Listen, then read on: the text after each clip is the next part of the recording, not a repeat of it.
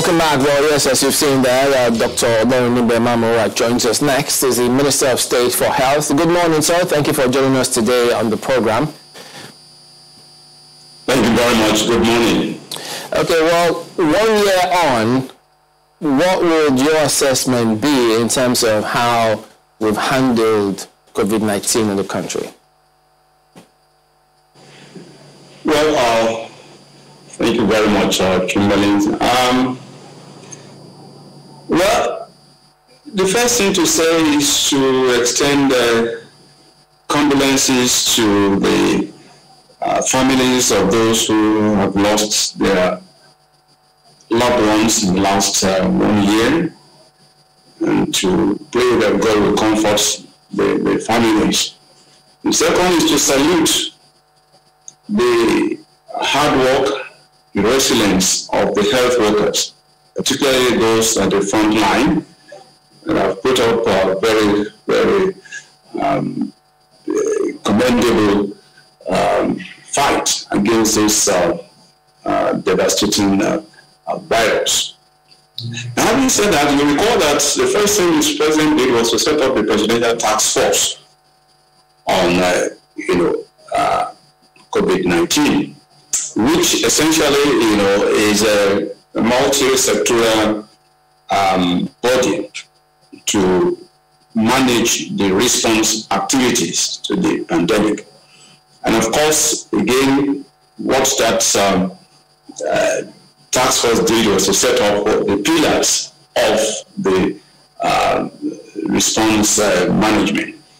Of course, you have the surveillance, you have the surveillance pillar, you have the point of entry, you have the laboratory, you have the case management, you have the infection control, infection prevention and control. And then, of course, you have the security and the logistics. Then, of course, we have the what we call the risk management pillars. These are the pillars set up by the. So through this, then we went to town to now do what we need to do, particularly through our agencies, the NCDC, the National Primary Health Development Agency, of course, NAFDAC, the drug services and all that.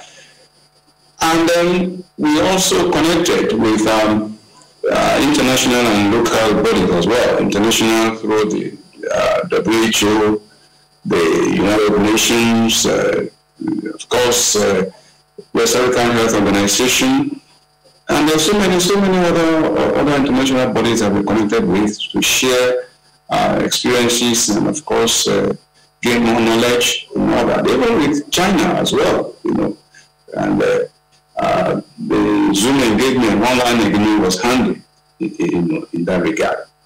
Of course, we expanded our health infrastructural base in terms of isolation wards, isolation centers, of course, ICUs, intensive care units, and of course, laboratories, especially molecular laboratories in particular. So, and then, of course, we must also acknowledge the local bodies like the COVID and other philanthropic groups that collaborated and assisted us greatly. And then we also, increase our collaboration efforts with the states and the local government as well, because it's what we call the all of society, all of government and all of society approach. So these are some of the things that we're able to put in place to be able to get to where we are at this point in time. But from the results that we have, the concerns that the task force has raised about the second wave, either by adherence to the non-pharmaceutical measures and the systemic approach, does it suggest that we still have a lot of room for improvement? Well, I could hear from the intro what Professor Bayami said, which is that this is a virus that the tendency, the longer the virus stays in the system in the pandemic situation, then the more or the greater the chances of mutation. So if we continue to have mutation in one way or the other, then important thing is for us to be alert in all respects and to continue to encourage our people to keep to the non-pharmaceutical interventions, use of face mask, use of hand washing, and the use of sanitizer, social distancing, physical distancing, and all that. So this will still have to be in place, even when we have the vaccines available, because tendencies for people to think that once the vaccines are available and they have taken their vaccines, their vaccination, then they don't need to worry. No, it's not. So these things, they have to go hand in hand. At least the non-pharmaceutical interventions, and as well the administration of vaccines and all that. So we have to be alert. We have to be prepared. You recall that when we had the first wave, the figures went up, and at some point in time, the figures came down, and people were like, in fact, some people even threw parties to say, "Oh, Corona is over," as but the second wave came like a thief in the night, if you like, devastating and more devastating than the first wave. So we have to just, be expectant. We have to look out. We have to watch out and be very careful and keep to the advisories, of government and other bodies regarding what we need to do. So these are the things. We shouldn't go to town. We shouldn't take anything for granted. Because again, even if we feel safe around here, we cannot also rule out importation. Don't forget that even the first case came by importation.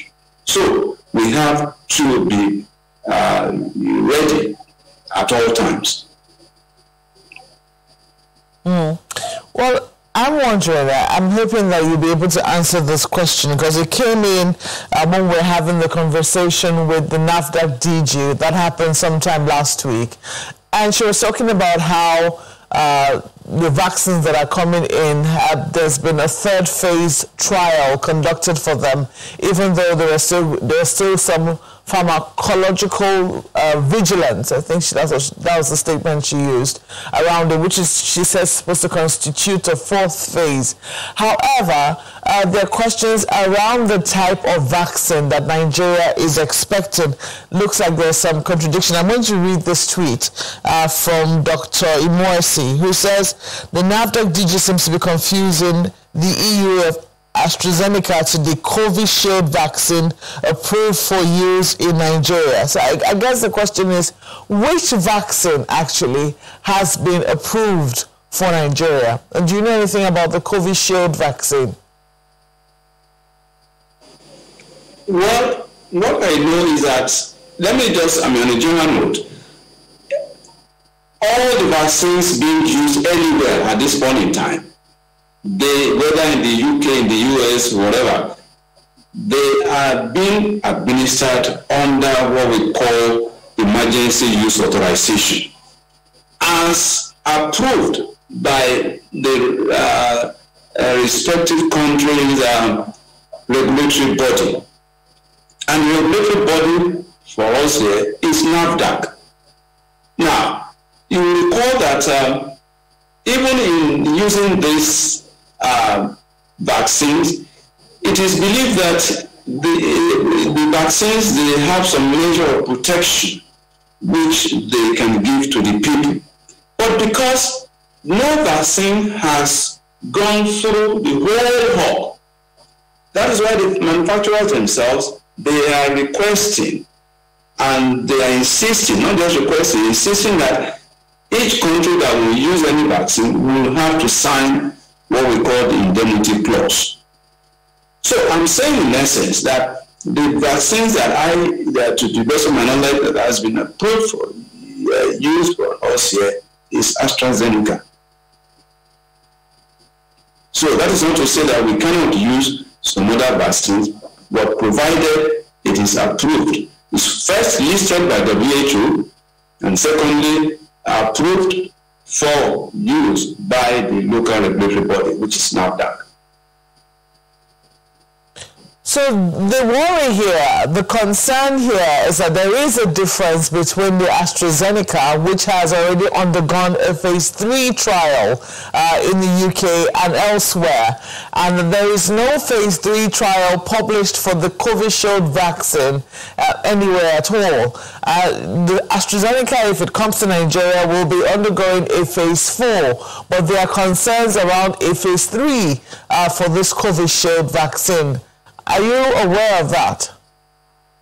Well, what I know, what is important to me is that what we are receiving is AstraZeneca and possibly J&J, Johnson & Johnson. That's what we plan to receive hopefully by tomorrow. So the COVID is not one of the vaccines being sent to us. So I cannot really be bothered about that at this point in time. Better as regarding what we are receiving, what we are giving our people at this point in time. Okay, so yes, indeed, we are expecting the vaccines that are coming in tomorrow. However, are we expecting any vaccines from India? Because there was talk at some point that some of the vaccines that were coming to Nigeria were coming in from India. Well, if we have vaccine from India, it will be vaccine licensed. It's AstraZeneca that has been licensed for production in India through this the institution called the Serum Institute. So you can have a patent which you now give to another country or another body or manufacturer which is even outside your own country. So it will be produced under license, and it's AstraZeneca to the best of my knowledge. Will we be receiving details of a change, assuming for some reason we will not only get, because we know that right now there's a limited production of vaccines, and that the population is huge. 4 million to what it is that our population is a lot. If we have to get additional vaccines from another company, will Nigerians be kept in the know? Oh, definitely. You see, our projection is that we will be receiving about 40% of our vaccine requirement in year 2021 and 30% of the requirement in 22. So that will give us 70%, which that is the coverage of the population that is required to achieve what we call herd immunity. So, and we, of course, will be having mixed vaccines. When I say mixed vaccines, it could be AstraZeneca and Johnson & Johnson and possibly any other one that has been, but like I said, any vaccine we are using must have been listed by the WHO and also given approval for emergency use authorization by NAFDAC based on the dossier of this whatever vaccine that's available. And of course, one of the things that NAFDAC does is to ensure reasonable degree of efficacy and safety. These are the critical factors which NAFDAC will have to look at. So the important thing is that whatever vaccine they are counting will be such that we are reasonably sure that will be good for our people in terms of safety and efficacy. And of course, don't forget, we are used to have the supply from AVAT. AVAT is our African Vaccine Acquisition Tax Team. The ones we are getting for now, they are from COVAX. COVAX facility, which is a global facility, managed through Global Vaccine Alliance, Gavi, and WHO. Now, in terms of administration, all the vaccines at the moment are 2-dose vaccines. How will these ones that are arriving now be administered? Well, yes, you see, we continue to have information. You see, as we say, knowledge, education, they are continuous and continuing. Yes, in fact, we are beginning to have information that even the hitherto thought 2 doses will not even be necessary. It will just be 1 dose. We are beginning to have information that suggests that 1 dose might just be okay rather than 2. But for now, the vaccine that has single, that is 1 dose administration, is J&J. And if I had my way, I will say that that is all we just keep to in terms of single dose administration. For me, is preferable in terms of convenience, in terms of compliance, and possibly cost implication.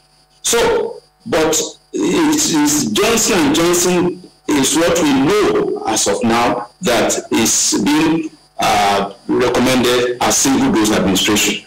The others that we have right now, like Pfizer, like Dana, like AstraZeneca, the recommendation for now is a 2-dose vaccination. But like I said, you have information now being pushed out to suggest that even a single dose administration of even AstraZeneca may just be enough. That we may not need to have the 2nd dose. But again, we may have to wait to see what the consensus of opinion will be at the end of the day. But people are doing studies, they are looking at data, they are looking at evidence, and then they are looking at science to make these pronouncements. Well, just to be clear, so, Nigerians understand what to expect. It's just a few hours to that shipment arriving. How many doses, really, is the one we're getting? How many doses do people have to take for the shipment we are getting now? I know information changes, but what's the last information you have regarding that? I think that's what I just said. That we're expecting AstraZeneca and Johnson & Johnson. For AstraZeneca, for now, it's 2 doses. In that intervals of 1 month, 4 weeks from the first dose. But if someone is to receive J&J, Johnson & Johnson, it will be a single dose. So just to make it clear, if it's AstraZeneca, for now, it will be 2 doses. If it's Johnson & Johnson, it will be 1 dose.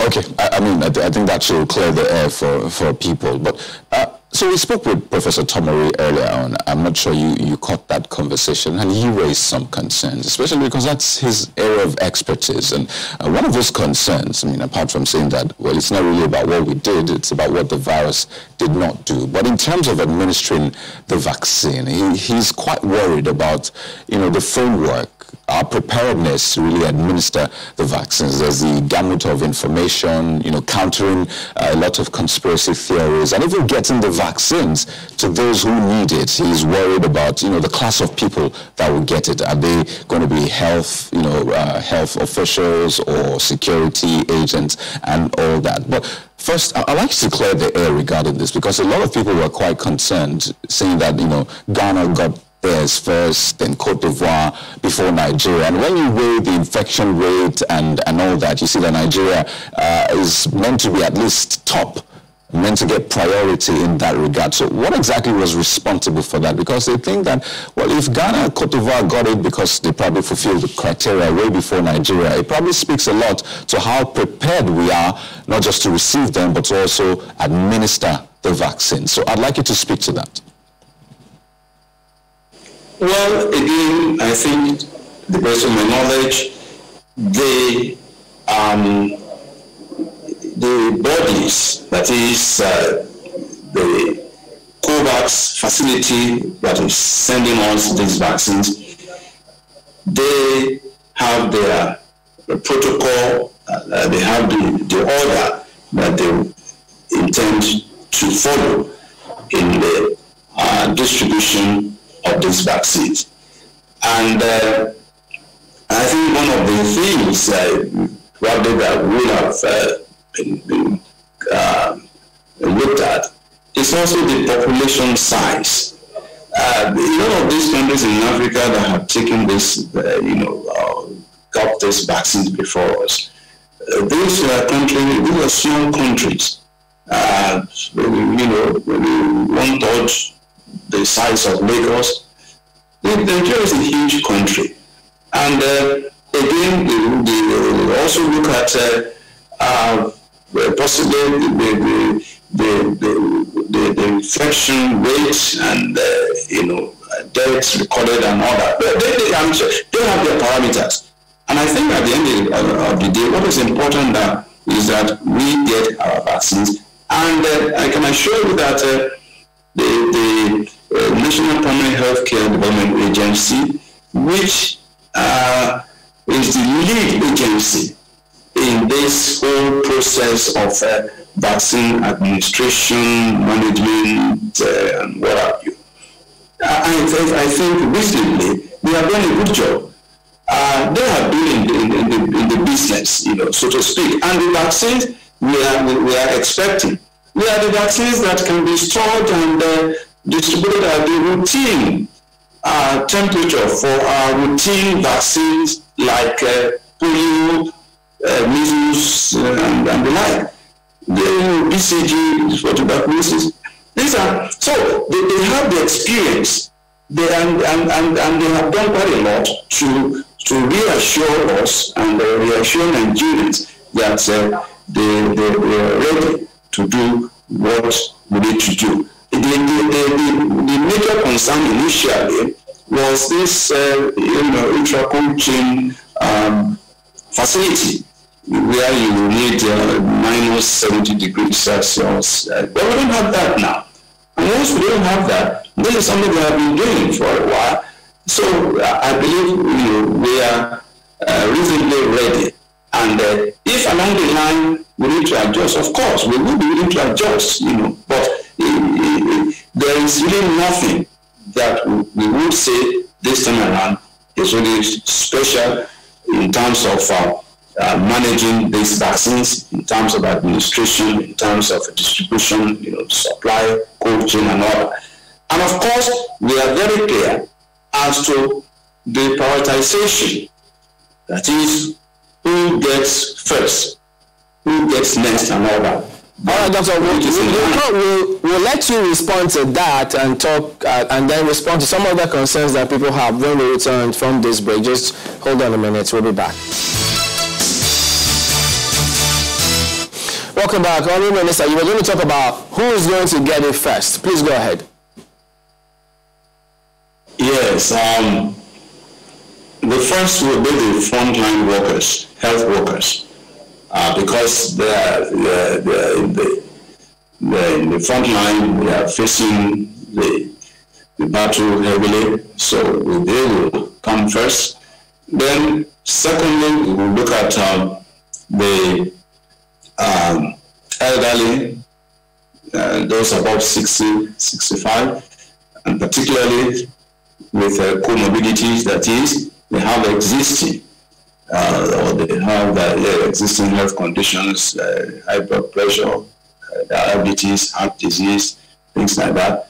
They will also be, in that group. And of course, we will also be looking at the strategic leadership, of the country. And then, of course, we will be looking at some other people, like people at the point of entry, the border posts, managers, and things like that. So this will be the order in terms of priority for now. Okay, well, when you say strategic leadership of the country, because Prof was suggesting he likes to see the president and some leaders take it openly. Is that what you were referring to? That is part of the strategic leadership.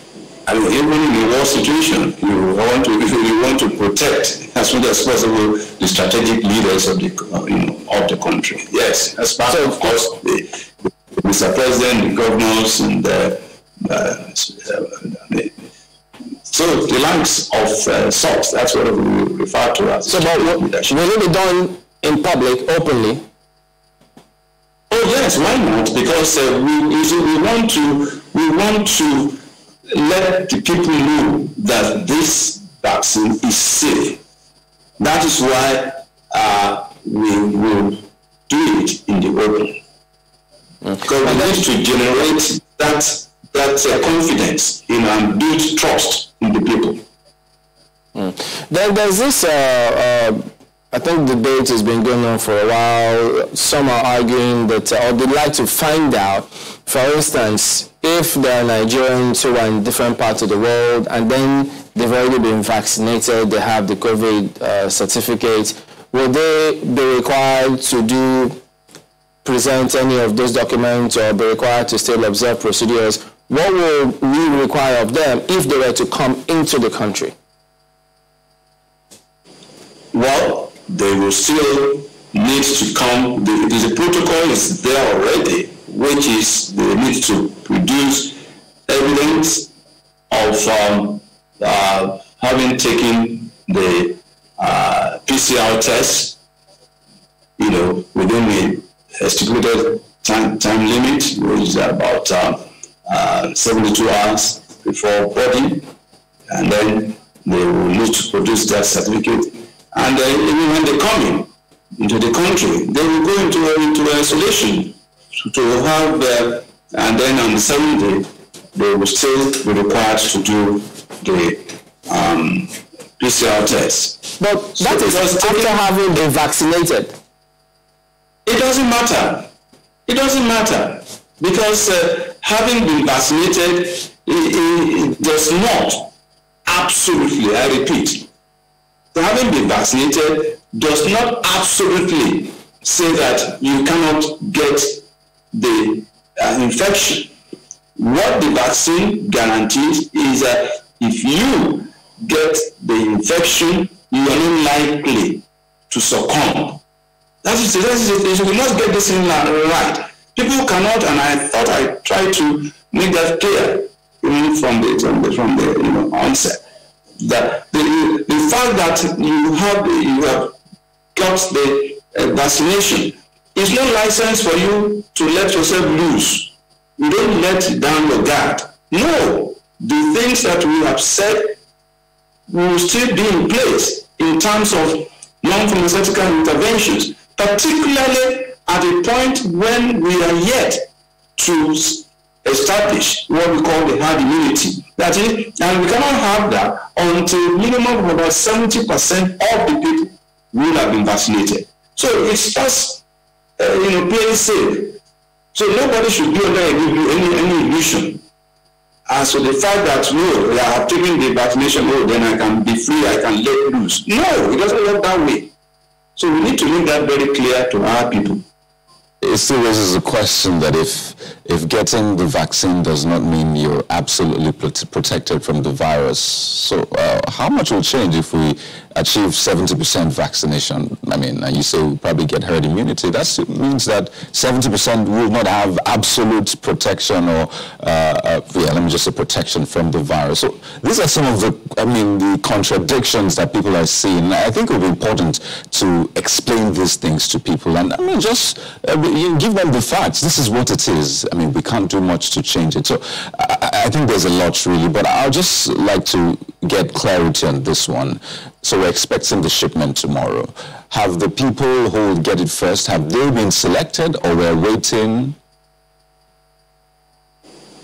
Well, the National Primary Healthcare Development Agency has the template, has the figures, where the people are, how to locate them, and of course the rollout of that exercise itself. The executive director, that's the head of National Primary Healthcare Development Agency, has the protocol and the details of all that. So does that mean they have been selected or not? Just to be clear on that. Well, I cannot say they have been selected, but those that in that group the NPCD already knows those individual groups I mentioned. Well, one of the things that's also interesting, Doc, as we wind down on this topic is some of the things that you have also said previously in previous interviews about local interventions, recognizing the costs that this is bringing on the nation and the recommendations that have been made for us to focus more on infrastructure as opposed to getting the vaccines. I'm wondering what the position of the Federal Ministry of Health is presently on local solutions to this and a number of others that we have been contending with or may arise in the future, near or far future. I'm talking about phytomedicine. What's our position on that to ensure that at least we fast track, if possible, such interventions for the future? Well, we are doing the best that we can in the circumstance. Particularly, I want to salute the work done so far by the National Pharmaceutical Research and Development. That's the NIPRID. What they are doing, National Institute, of Pharmaceutical Research and Development, they have been doing a lot, but again, the limiting factor is funding. They have the capacity to do a lot of things, but they are limited by funding. There are a number of products that they have developed that they now need the funding to be able to take them, through to the final stage in terms of, commercial production and making it available to the people. So that's just I know about 2-3 products which because I visited that institute and I saw things myself. There are products waiting for funding for them to take it to the final stage. So we are working in terms of this local solution. Again, we have about 3 of our research groups that have developed. They are working on developing, a vaccine that is homegrown, that is based on our own experience here. Again, funding is also an issue which they need to contend with. And of course, even beyond production, for them to even carry out the phases, the clinical trial, phase 1, phase 2, phase 3, it will also require a lot of funding. If you can get to that, then and they now have that patent, they can make that patent available to another body for the manufacture. I don't forget, it's a whole lot of process, and it requires a lot of technology and infrastructure that we don't have on ground right now. Although efforts are being made to through the biovaccines Nigeria group to ensure that we're able to do some of these things on our own in country. So the efforts are ongoing. Yeah. All right, then, Dr. Olorunnibe Mamora, Minister of State for Health, thank you for your perspectives and your, at least, clarity on a lot of things this morning. Thank you very much, but please, the fact that somebody takes a vaccine is not and does not. Let me make that clear. Is it because yes, so people should not go to bed, should not go to town and start feeling that, if we have taken the vaccine, so we can do whatever you like. It doesn't work that way. Don't forget, this is a virus that we never saw before. And much is known, much is still unknown. That is where we need to be careful. Yes, indeed. So that will open up another round of conversation across the country. But thank you again for your time. We're back in a moment. Join us again.